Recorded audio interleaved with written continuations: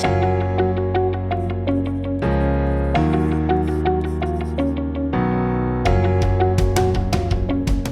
this is Wayne Zell, and welcome to Blueprint for Wealth, your half hour or so of topics and guests that help you realize your personal dreams of wealth and freedom. And today I have a very special guest. He's a friend, he's a client, and he's also a reformed politician, and he's reforming the political environment. Neal Simon, welcome, Neal. Welcome to the podcast today.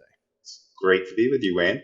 I've known Neal for, I counted back, it's about 21 years that we've been working together at least. We first started working together when Neal became the president and CEO of a company called US Law, which was way ahead of its time. Can you tell us a little bit about that venture for a second? I think people ought to understand that you were at the forefront of doing what other companies are doing today. In 1998 to 2000, I started and was CEO of a company called US Law, which was a national network of small law firms. And we had a website, uslaw.com, which at the time was the most heavily trafficked legal website by consumers and small businesses. So we were trying to help people understand their legal issues and find lawyers to address them.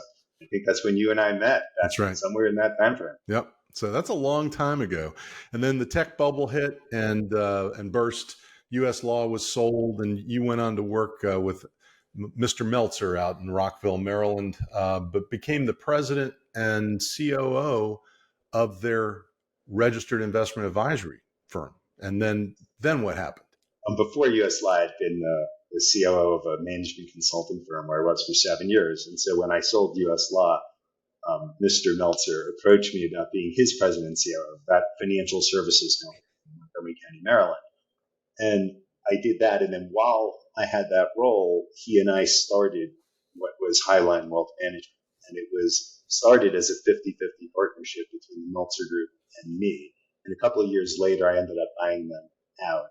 And then we continued to grow that business beginning in 2002 all the way through really 2019 when I sold the last part of it. And that business today is called WealthSpire. Was it that long ago that this occurred? I remember vividly, like it was yesterday. Yeah, we started that business in September 2002. I bought out the Meltzer Group late 2005. And I stepped aside as CEO in 2017 when I decided to run for office. And then we sold the last part of it in 2019. So that's a long history in a short sentence.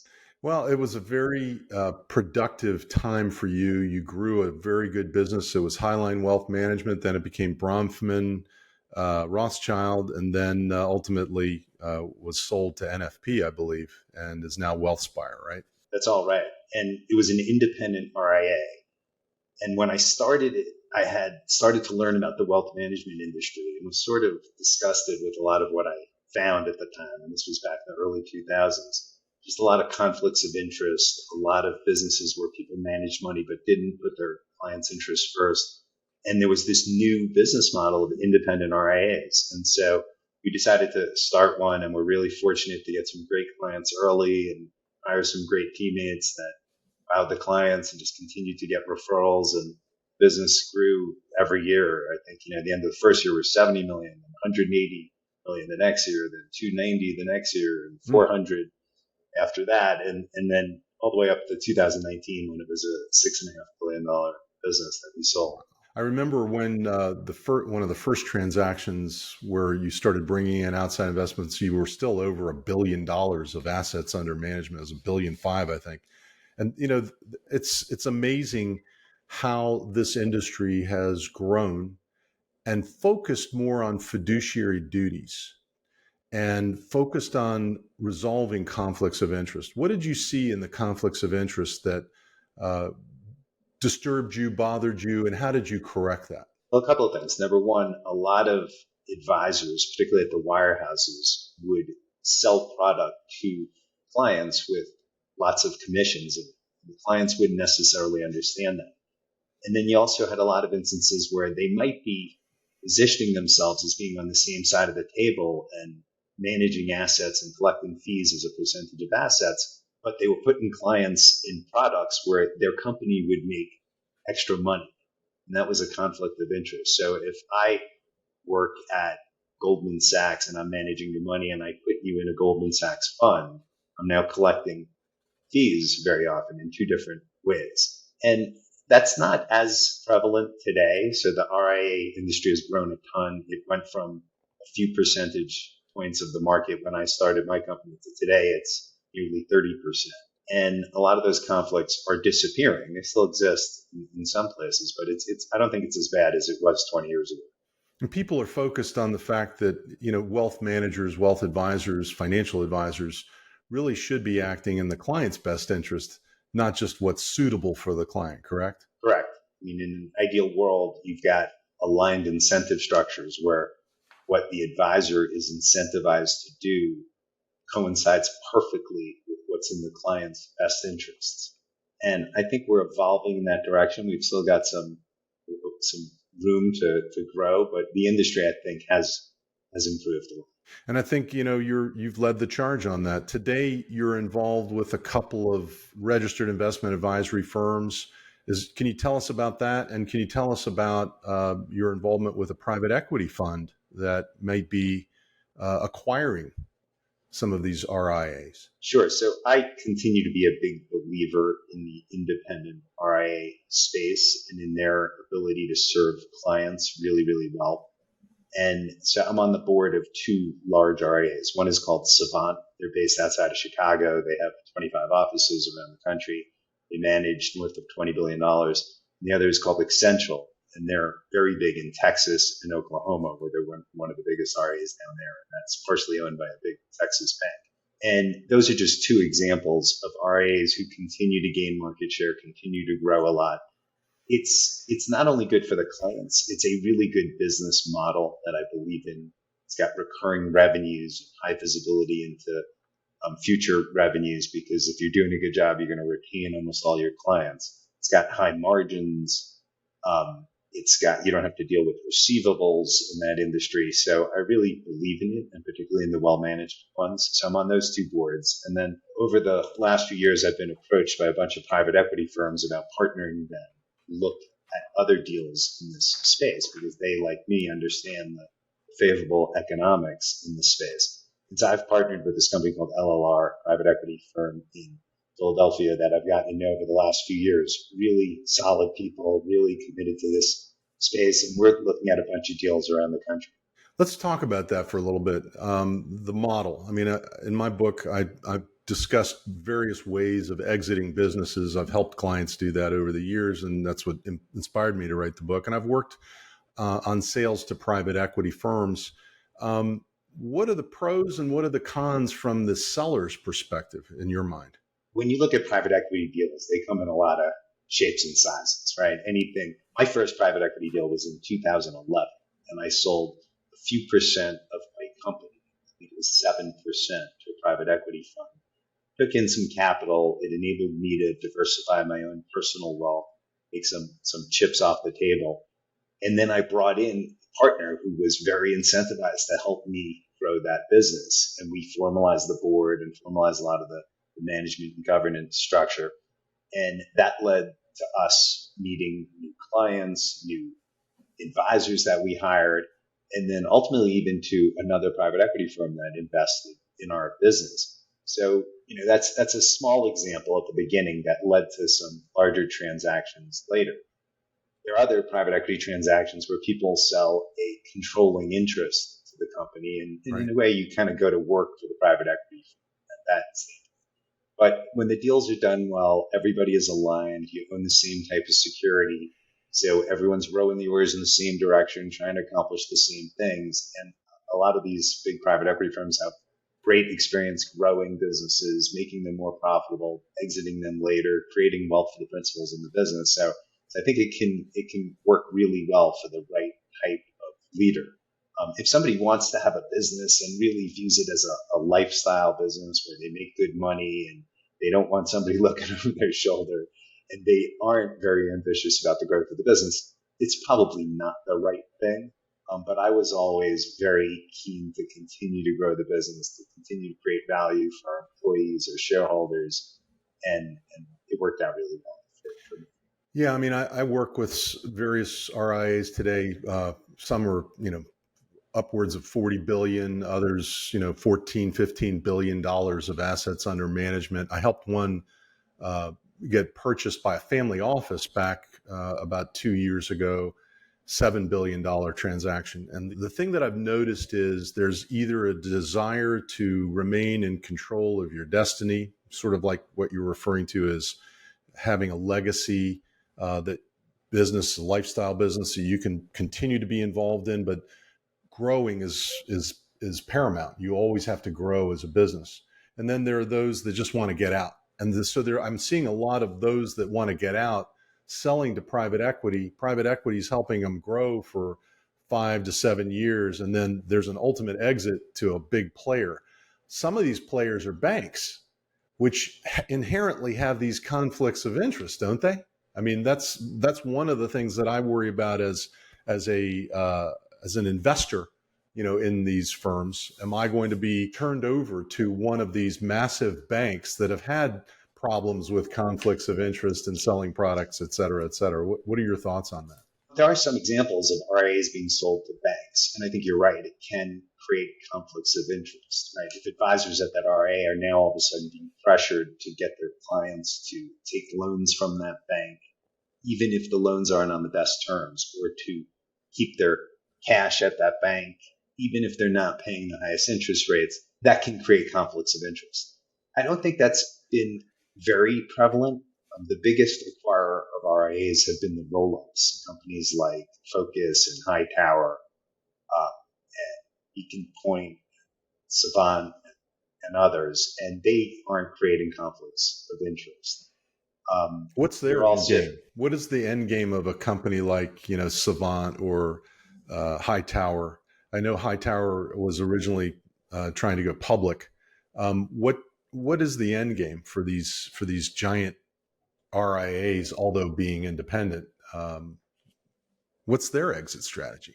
Well, it's different for different companies. Savant, the company where I'm on the board, that has made a number of acquisitions around the country, they took in some private equity and sold a minority stake and took a bunch of cash off the table. And the plan is to own it and grow it for the long term and create a really valuable enterprise for all the shareholders. And there are several hundred shareholders.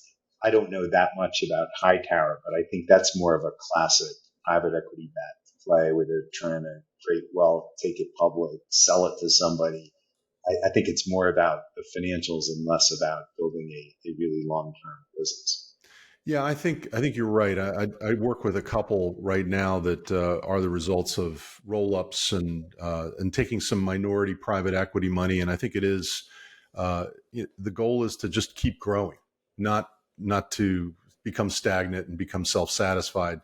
And I think your experience is invaluable to these funds. So I applaud you for continuing in that role and helping these companies continue to grow and helping them provide conflict-free services to their clients. Let's shift gears for a second. So we've talked about your business side. You've had tremendous experience. I think you were a CEO 4 times, and you'll continue to be involved in the RIA industry. But something got into your blood in 2017 where you just sort of shifted gears and went and decided to run for the U.S. Senate in Maryland, of all places, where Ben Cardin was entrenched for decades. I grew up in Maryland, and I remember growing up with Ben Cardin, and I'm in my 60s now, so you can imagine how well entrenched he is. Well, what caused you to do this? What inspired you to get involved in politics and run for office? Well, the truth is, it had been in my blood even before 2017. So at our family dinner table every night, we'd bring a topic of conversation. And I have 3 kids, and they were teenagers at that time. And whatever it was, let's say we were talking about immigration, it ultimately would come down to one of my kids saying something like, well, why doesn't the government just compromise and have a policy where we have tighter border security? And we also have a path to citizenship for people who have been here for a while and are law-abiding. And I'd say, well, that's been proposed several times over the last 20 years, and they never get it done because there's too much of an incentive on both sides to appeal to the base of the party and to not compromise. And whatever the topic was, it would lead to conclusions like that. And so I got involved, was involved in the Bipartisan Policy Center, in a group that at the time was called the Centrist Project, and ultimately was encouraged by a bunch of these organizations to run. And I ran for U.S. Senate. I was one of 5 candidates around the country, backed by Unite America and No Labels and other groups that was trying to form a fulcrum of moderate independent senators in the U.S. Senate. So if you can imagine the U.S. Senate with 48 Republicans, 48 Democrats, and 4 moderate independents, the impact that you can have on this country is tremendous. So we tried it.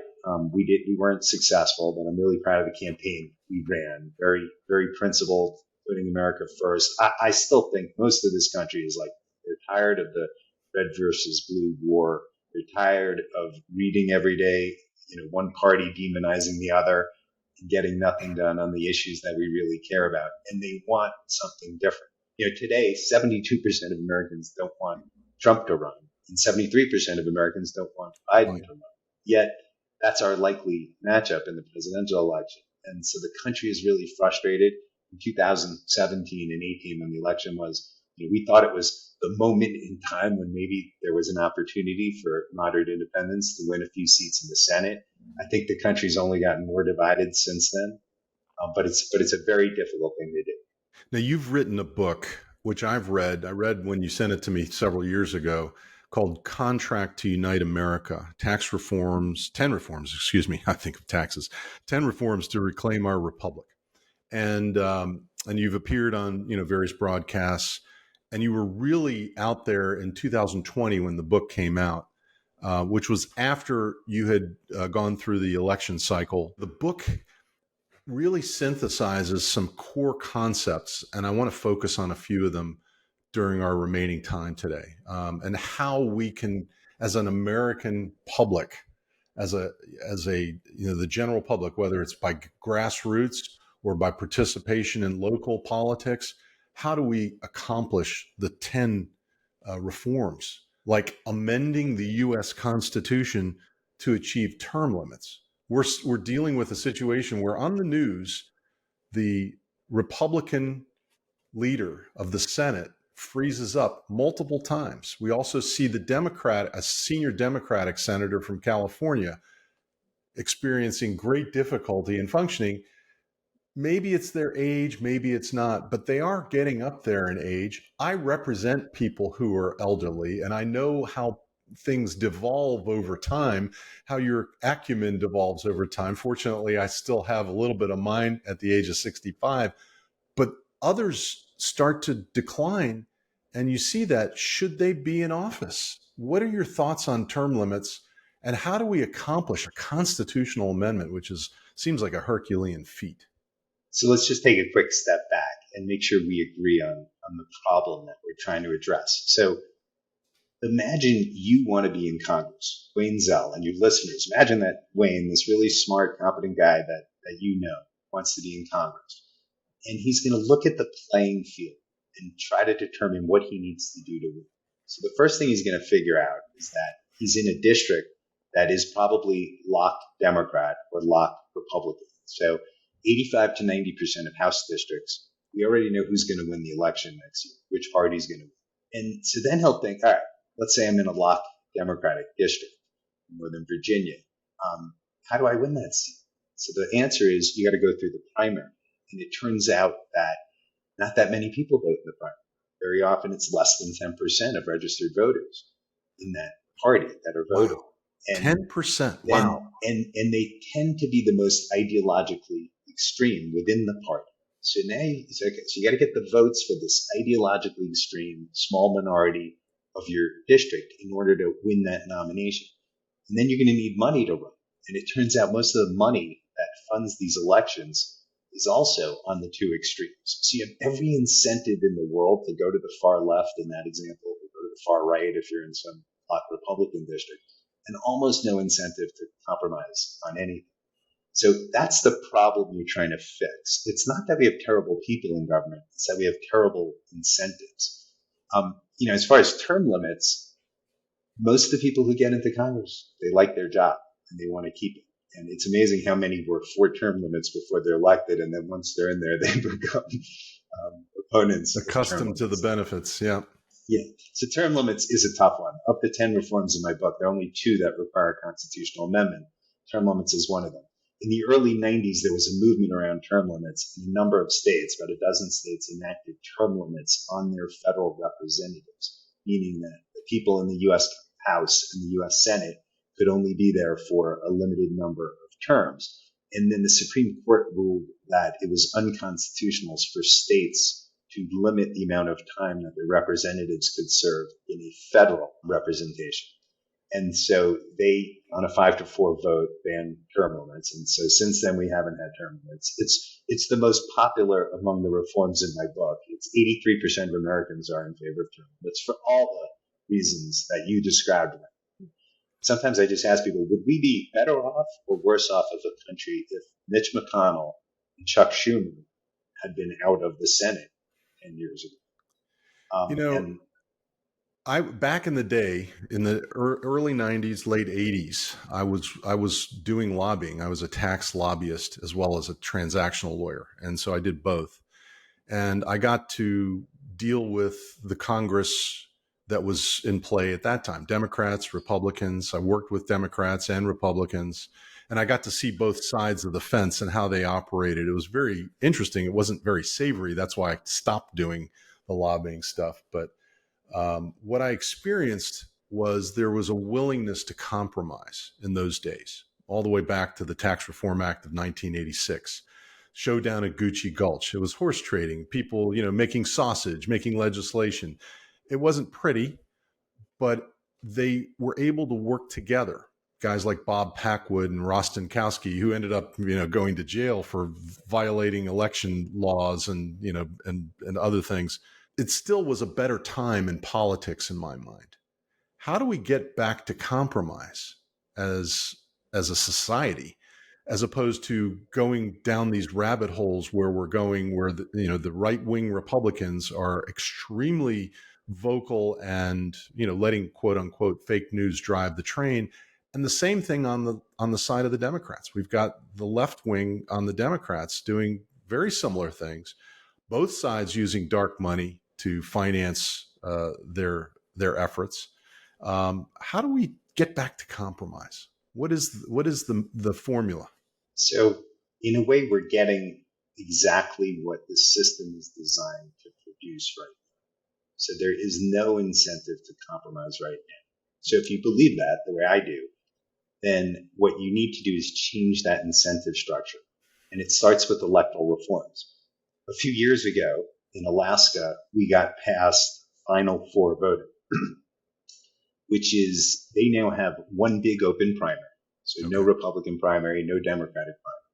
And out of that primary, the top 4 advance to the general election. And then in the general election, they use ranked choice voting instead of a first past the post voting system that we're used to in Virginia or Maryland, where I live. And what it does, it completely changes that incentive structure. So in the Alaska, first of all, this is true for their U.S. senators and their U.S. congressmen. But the example I'll give is in their state legislature, where the ruling coalition, the caucus that controls their state legislature, is bipartisan. It's moderate Republicans and moderate Democrats working together, excluding some of the extremists on both sides. And they have one of the most productive state legislatures anyway, because those people can get reelected without having to worry about the base of their party. They can get reelected by appealing to moderate Democrats, moderate Republicans, moderate independents, and they have a path to victory. That's how Lisa Murkowski was reelected, even though she voted to impeach Trump. And she still found a way as a Republican to get reelected in the U.S. Senate because she knew she would be one of the top 4, which she was. And then she ran in the general using ranked choice voting. So whatever you think of Trump, the point is that there's a path for a reasonable, moderate candidate who's willing to compromise, willing to put the country first. There's a path for them to win rather than having to go through a base of the party and appealing to extremists all the time. So those are the type of reforms that we want. We just got it passed in Nevada last cycle. There are elements of it in Maine and in other states, and efforts around the country to pass similar types of reforms. So that's what I think the answer is. You have to change the incentive structure in the system. Otherwise, we're kind of people expecting different results from the same exact activities.